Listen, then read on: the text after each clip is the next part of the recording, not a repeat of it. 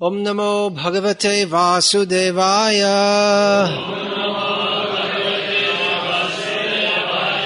Om Namo Bhagavate Vasudevaya. Om Namo Bhagavate Vasudevaya.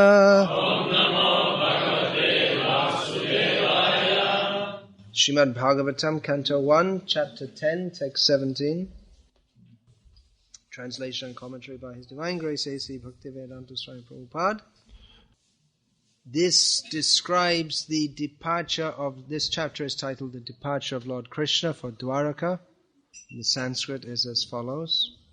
Sitata patram jagraha mukta dama vibhushitam ratna dandam gudakesha priya priyatamasyaha. Alright, so you can read the translation. How did you translate Gata Purcha? You have it? Yes. Yeah. It's common? This I had to look up myself.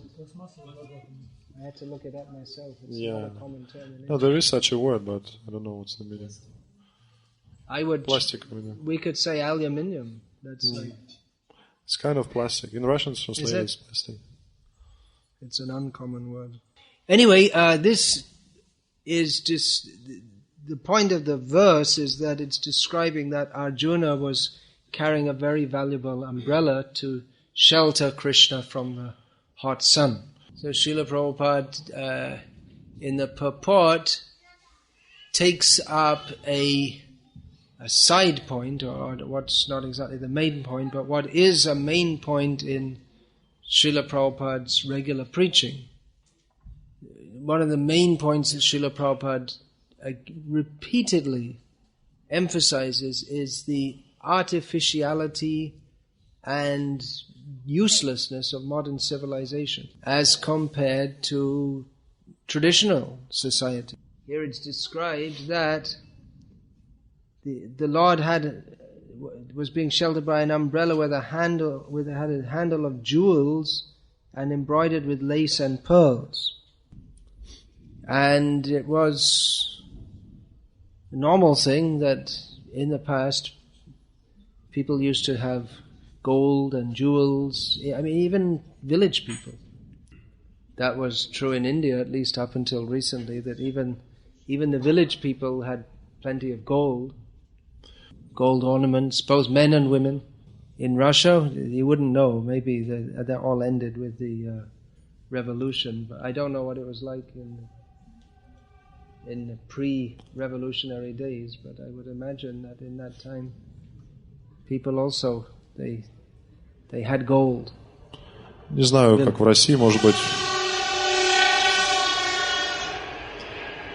быть революция. Modern advancement. Yeah. Now this topic is not directly anything to do with remembering Krishna. However, Srila Prabhupada spoke about it a lot, so obviously it is important.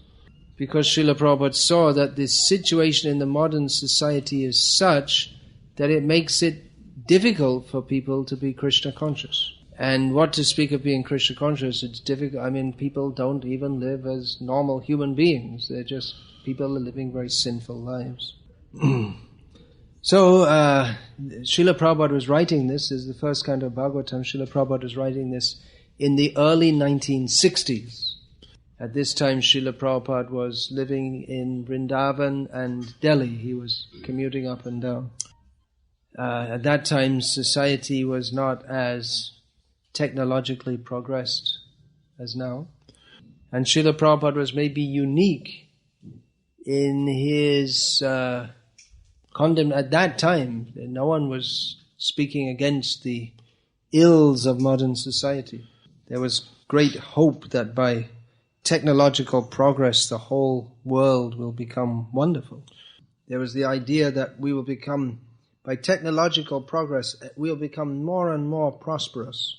And the idea of prosperity is that we'll have more and more vehicles and machines and technology, and this is our prosperity.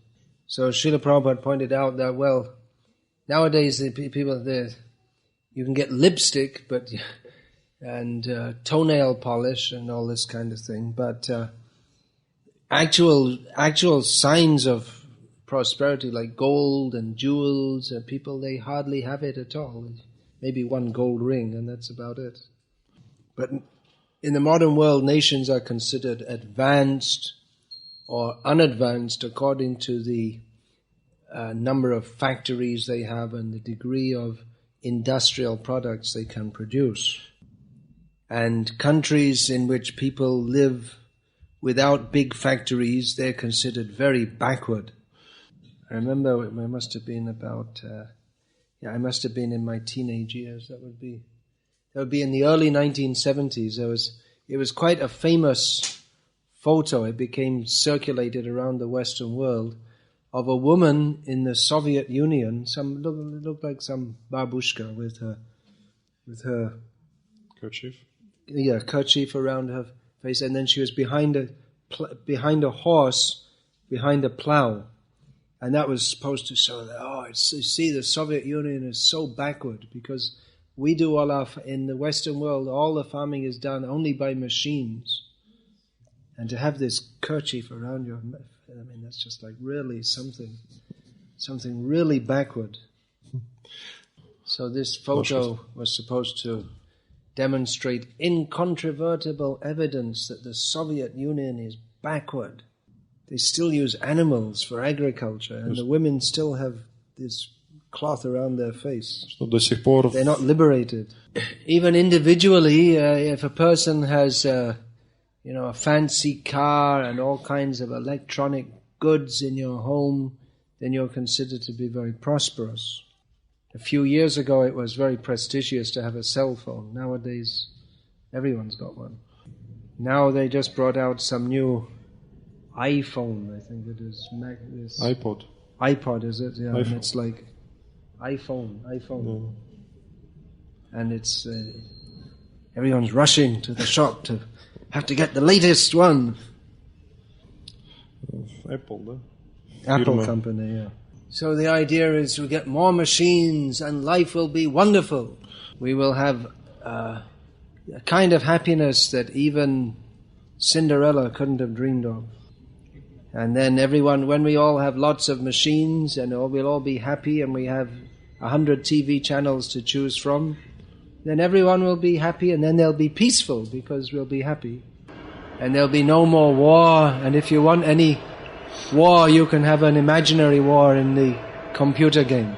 You can have an imaginary fight with King Kong or some invaders from outer space. And in this way you can satisfy your fighting propensity. So here we are in the year of the Lord, 2008. The year of the Lord. Oh. That's why they sometimes say Anno Domini. Yeah. Although it's actually not.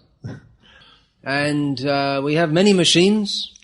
For the benefit of whoever might want to watch this, which is being recorded now, I'm saying, looking at this camera, which is looking at me, Hare Krishna. And everyone grows up with so many machines. Before they're born, you take them to the clinic and they have a sonography and they can find out whether it's going to be a boy or a girl, and they're right most of the time.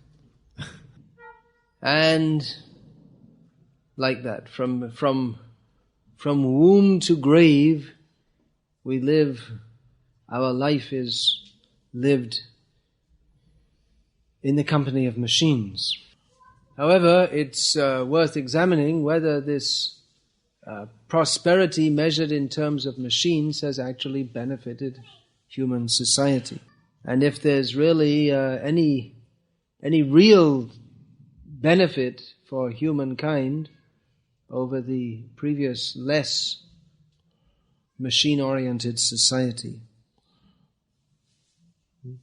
If there's any actual intrinsic benefit for human society vis-a-vis the previous traditional society. Now, of course, there are many differences between the old way of life and the new. In the conventional village system, more or less all basic needs were met locally. the basic needs of human society to conduct their day-to-day life. The physical needs are for food, clothing and shelter. So by the grace of Mother Nature, in pretty much all places of the world, all these needs can be met from local products. In some places, these needs are met very easily or relatively easily by the grace of Mother Nature. And some places like deserts or very cold places like northern Russia were traditionally not very much inhabited because it's very difficult to get the food, clothing and shelter. But in most parts of the world, by the grace of nature, the nature gives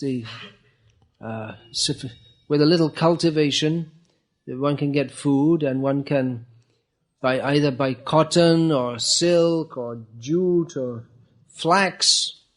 There's wool, then clothing is produced. Please don't stand in front of Srila Prabhupada, if you don't mind. Srila Prabhupada. You just stand to the side. And housing materials are commonly available in various areas. Wood, stone, and clay being the most common materials. And thus there was no need of massive industries, big factories, and so on. Some things would need to be imported into the village setup. Some things like brass goods, like for cooking, for instance. Although you can also cook using clay pots and wooden utensils. But for knives, you need some metal, which in most cases would have to be imported. So there would be traveling merchants who would sell these things, and mostly the metal items, they would last for many years. They'd be made in such a way they'd last for many years. Another factor of the traditional village life was mutual cooperation. It was necessary, and it was a natural thing that you helped your neighbors and then they helped you when you needed it. So there was no need for intercontinental import and export, no multinational companies. Nanda Maharaj was very wealthy. His wealth was having so many cows. So we can examine some of these different factors. Now, producing food in modern life, food is the actual work of producing food is done by few people. It's machine intensive rather than labor intensive. Farming is done with huge fields, using machines, and chemical fertilizers, pesticides. And then the food, once it's produced, has to be transported over huge distances to get to the people so they can eat it. Now, this might seem to be a good idea, but there are lots of problems with that. One thing is that although people, they live in cities and they have many different varieties of food, but none of it has any flavor. Isn't that a fact? In the past, when you got vegetables and you ate them and there was good flavor, but nowadays, if you close your eyes, you can't tell which vegetable you're eating because they all taste the same. They have no flavor. Is it true? You can go in the market and you'll see like a tomato which is like half the size of a football, and it looks like really beautiful, but it's got no flavor and it's got no nutritional value either.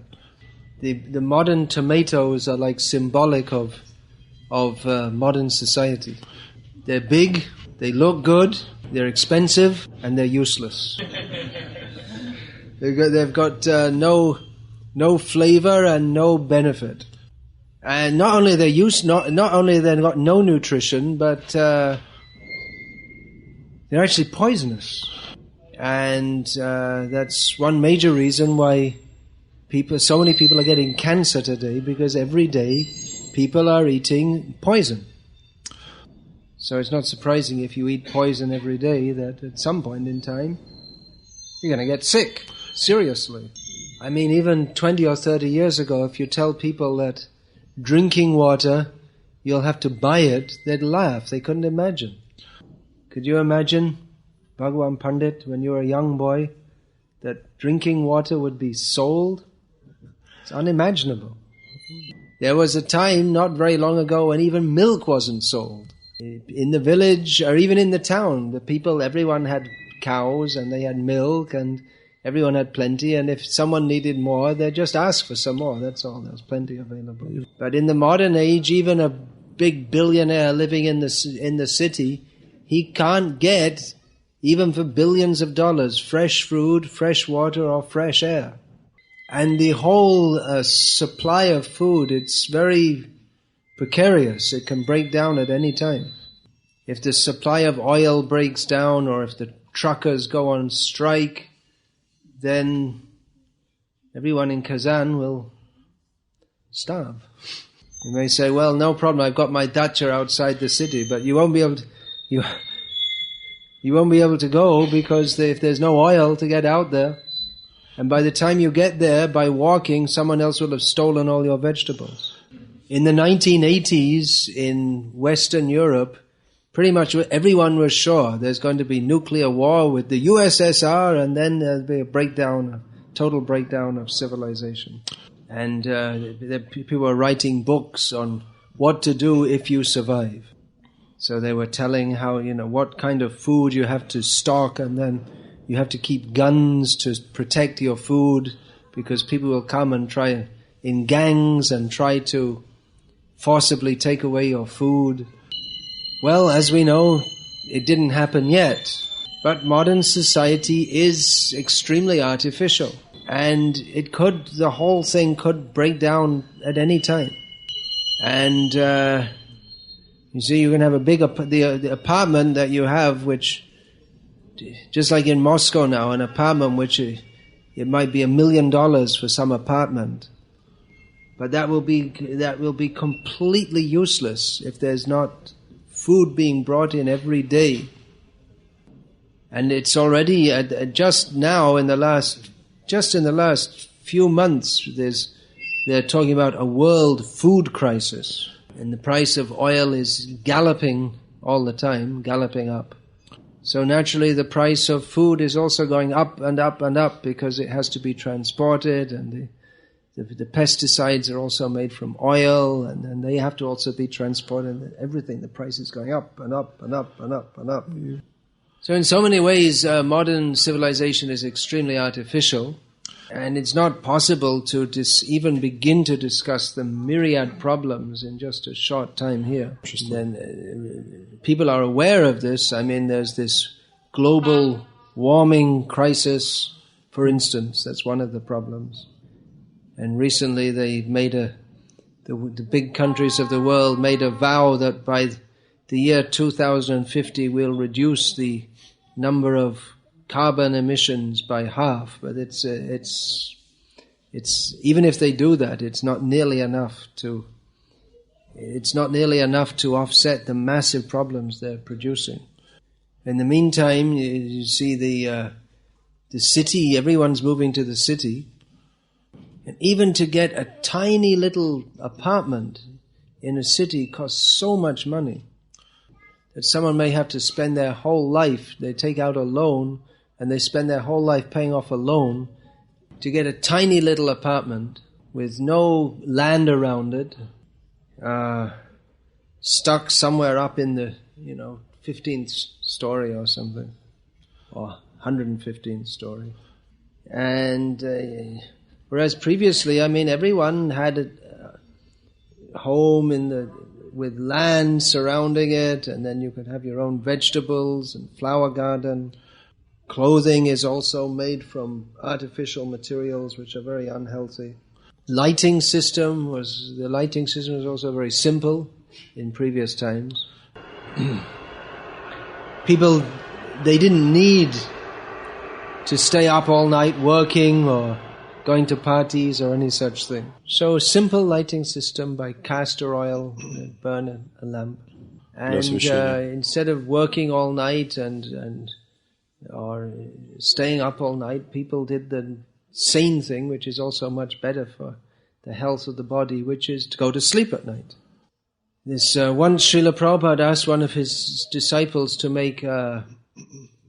write a book on how Krishna conscious outlook can solve all the problems of society. So the devotees were asking Srila Prabhupada, they would tell him what are the different problems, and Prabhupada would give the solution in a few words. They have all these big think tanks of big professors and research scientists trying to solve all the problems and spending billions of dollars, and Prabhupada would just in a few words give the solution.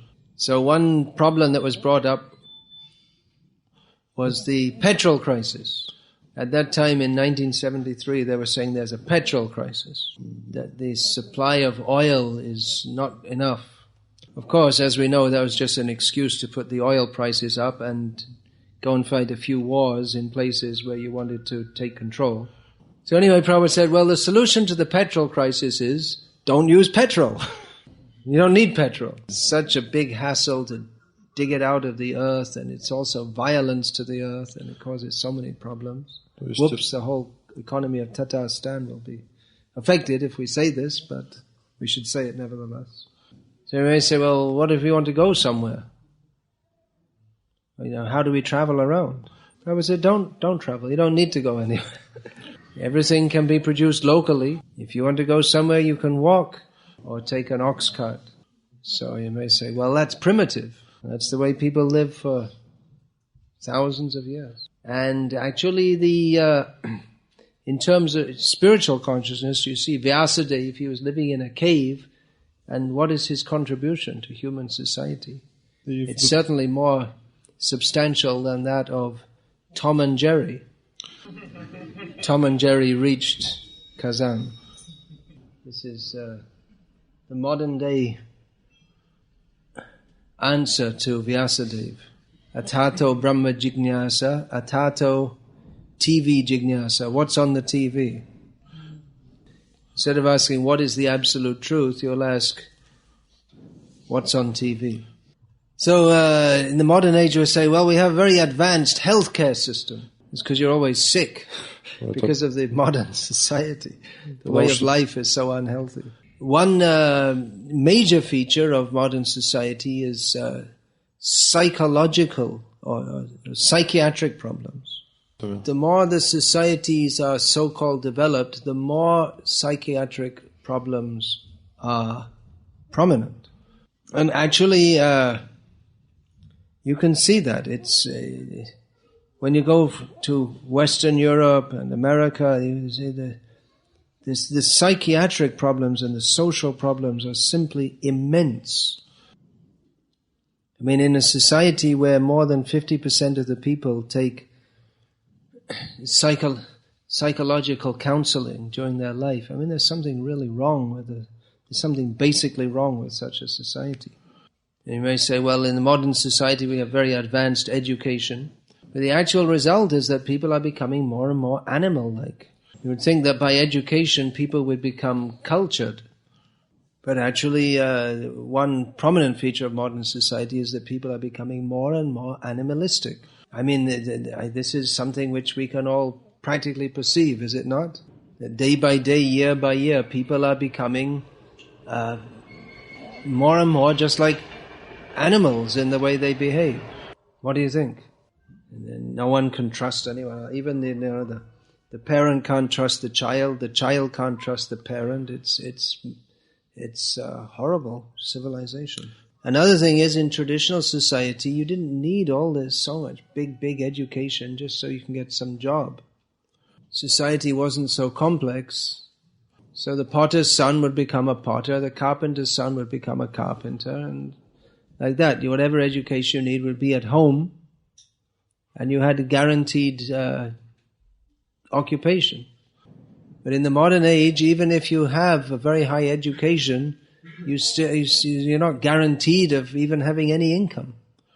Then you see if there's any disputes were settled locally, because in a small village unit, everyone knew everyone else and they all needed to cooperate for economic reasons.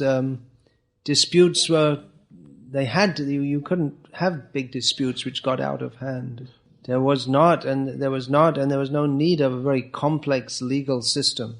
And it's not that you had to have, so many police and security guards and all this kind of thing. I mean, I remember even in my youth, I was traveling in Ireland, and you'd go in villages, and you'd go in that village, and all the village doors in the middle of the day would be open in the houses. No one would be in the house. They'd all be out in the field working, and they'd leave their door wide open. Yep. So there was no question of anyone coming and stealing anything. Can anyone do that today? It's not possible. The countries, they spend so much money on weapons, huge amounts of money on weapons. War. They literally spend like billions and billions of dollars on making new weapons, buying new weapons, producing new weapons, and killing people. Some people like to play war games on computers. The politicians play real war games with real people, spending your money. You work, they take your tax, and then they kill people with your money. Then you may say, well, in the modern age we have so much entertainment. You have like 100, 200 TV channels. We have soccer players earning millions of dollars for kicking a ball around. But still, no one became happy because of that. In fact, soccer's famous for the violence connected with it. I remember seeing that around the football stadium, when there's before and after the game, all the local people, they cover their windows with wooden boards, because otherwise they'll get all smashed. The shops all closed, because it's like a whole band of hooligans come. That's the football game. It's in your childhood or in general? Yeah, in my childhood. That was in my childhood. I'm sure things didn't get any better since then. So traditionally, what was the entertainment? Well, in Vedic culture, it was hearing about the pastimes of the Lord and chanting His holy names. I practically saw that when I was traveling in the villages in Bangladesh. At that time, there's no electricity. And in the evening, people would come together and chant Hare Krishna. It's a very common thing. It's a normal thing to do. And in the modern age, you see the husband is out at work, the wife is out at work, and they come at different hours, and then they take different food, which they take out of the fridge, and then they watch different TVs, the different programs they want, and then the home or the apartment they live in, it's just like a joint mess. There's no family life. So, of course, the traditional village life, it wasn't exactly utopia. It's still the material world. But in general, problems were less, and they were less complex. And it's a sustainable economy. And it tended to foster the actual purpose of human life. Tasyaiva heto prayate kovido na labhyate yad brahmatam upriyadaha. Talabhyate dukavad anyata sukham kalena sarvatra gabhira ranghasa. This is from Srimad Bhagavatam. Shall I show you the verse and then you can translate it? Tasyaiva heto prayate kovito nalabhyate brahmyatam upriyadaha. Talabhyate dukavadanyata sukham kalena sarvatra gabhira ranghasa. So if human intelligence isn't used to search out the ultimate need of the soul, then it will be used to exploit material nature for sense enjoyment. So the whole idea of the modern the progress of society based on more and more industrial production is based on a fundamental mistake about the purpose of human life. Fundamental misconception. If we're not satisfied to live simply with what is provided by God through material nature, then we must necessarily create a very complex society which it actually makes everything more and more difficult in every way. we make the whole society, everything becomes more and more difficult in every way. And although you may say, well, we get some benefit, but every benefit we get is offset by innumerable problems. So one of the, if we see Srila Prabhupada, one of the things which he discussed many, many times was living simply with high thinking. And high thinking means Krishna consciousness. We see that Srila Prabhupada wrote the purport that we're discussing today. He wrote this even before coming to the West and seeing the difficulties created in the modern Western world. So Srila Prabhupada very much wanted to establish these devotees, farm communities, so they could live together, live simply and healthily and happily and chant Hare Krishna. There are many advantages to such a way of life. One of the main ones is that you can, apart from the devotees being able to live with each other and associate with each other, they're able to raise their children in a Krishna conscious atmosphere. So this is one of the, it's a major part of Srila Prabhupada's mission to establish such communities. It's not easy because we're not used to such a way of life, and mostly our devotees are addicted to the city way of life. It's also not very easy because the modern economy makes it difficult to live in with a different economic basis. And even the laws work against that because you have to, for instance, send your children to school for so many years. So of course it's not impossible to be Krishna conscious living in the cities. But it is one of Srila Prabhupada's aims to make the simple village life in which people can live together and chant Hare Krishna. And that's also one kind of preaching. Because increasingly people are seeing the problems of modern life.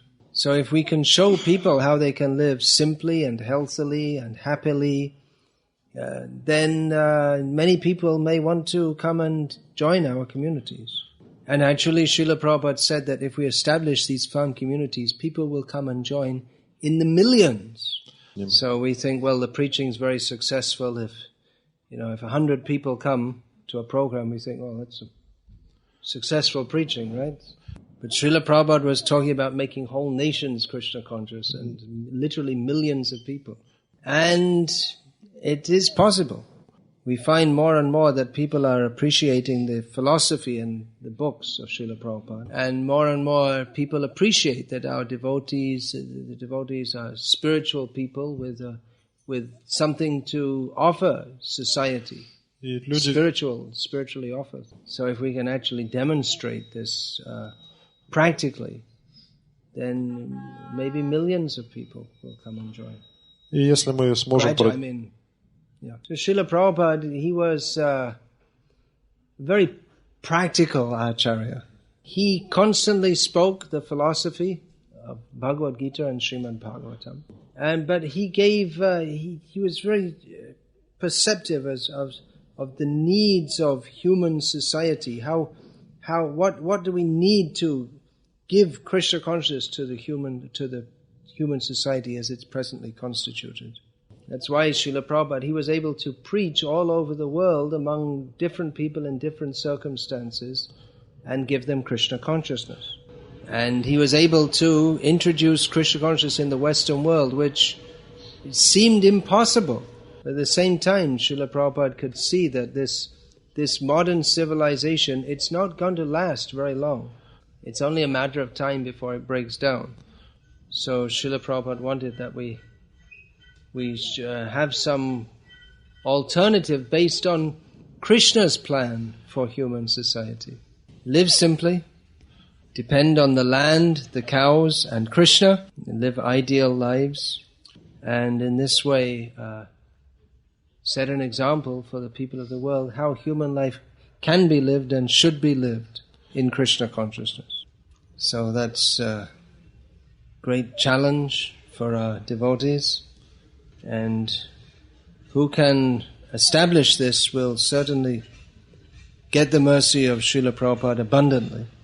Just one devotee now Divya Govinda Prabhu was asking me about going to Vrindavan. So that's nice if you can go. Time to time you can go there. But Prabhupada's mission was to bring Vrindavan to the whole world. So we should have these we should have communities all over the world where the atmosphere of Vrindavan is reproduced. The atmosphere of Vrindavan is that people are living simply, depending on the land, the cows and Krishna, and always chanting the glories of Krishna. Hare Krishna. Well, I thought I should discuss this. I do discuss these points regularly because I know that Srila Prabhupada did, and we should also. My life is one of traveling on these petrol-based machines from place to place. So you may say, well, that's hypocritical. I'm traveling all over the place and saying people should live in one place and not use these machines. But the example is given is that you take the wood of a tree to make a handle of an axe which cuts the tree.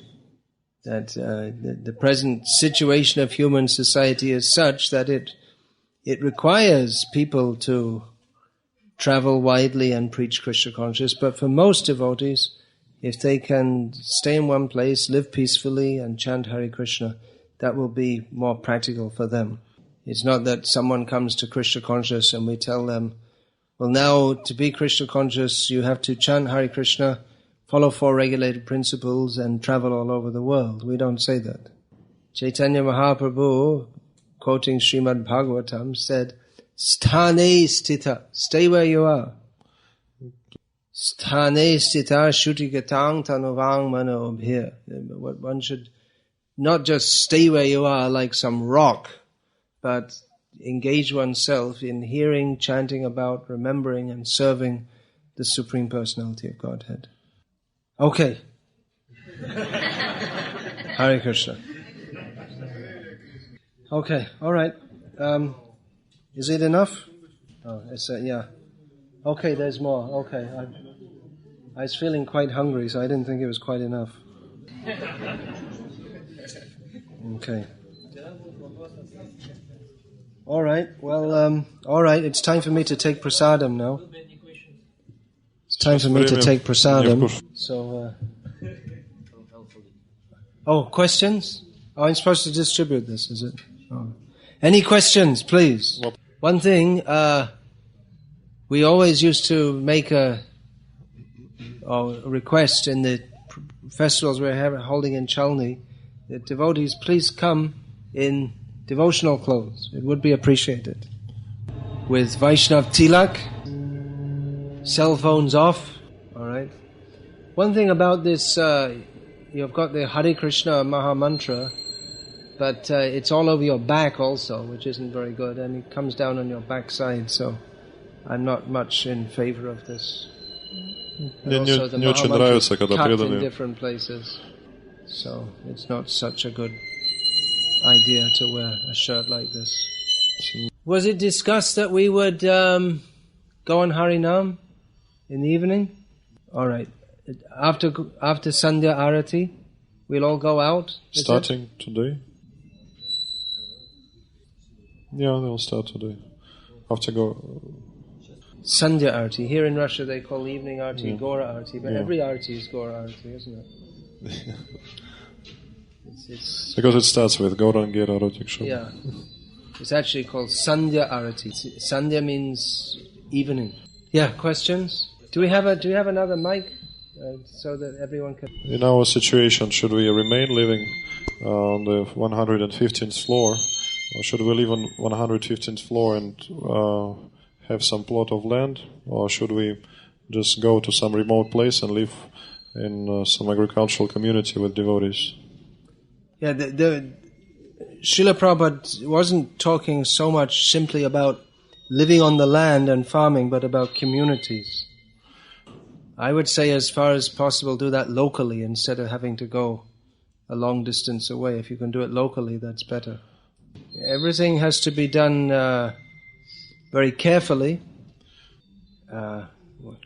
Look before you leap. There's one saying in English, look before you leap. But, well, it's just like in Canada, where the the climate is similar to that of much of Russia. Many years ago, I think about 25 years ago, devotees started a rural community, and it's still going on. There's no electricity. They've never had electricity there.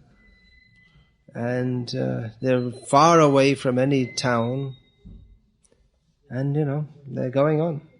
Community or communities? Community. One. It's Sharanagati community. I went there last year. Visited there. It is possible. It can be done. One devotee who's lived there for many years, he said, well, in the beginning it was very difficult to get used to. He said, but nowadays I value I value the facility that I have, that I can get up early in the morning, and then I look outside. I can go outside and see all the billions of stars, and I can shout out at the top of my voice, Hare Krishna, which you can't do that in the city. Even if you go outside your front door, you're in an apartment building, you can't see any stars. And if you go outside, you won't see any stars because there's all neon lights. And at 4 o'clock in the morning, if you start shouting out Hare Krishna very loudly, the police will probably come and arrest you. So yeah, it is difficult in many ways, but then you get some things which you just can't get from living in the city. Yeah. How in these farming communities like Sharanagati are similar to Russian conditions, the problem of cows, ox, is solved? One person in Sharanagati, one person has cows, as far as I know. It's not a community project. It's funny, we talk about the problem of cows, whereas in Vedic culture, the cows are not a problem. The more cows you have, it's considered wealth. Well, there was plenty of engagement for them.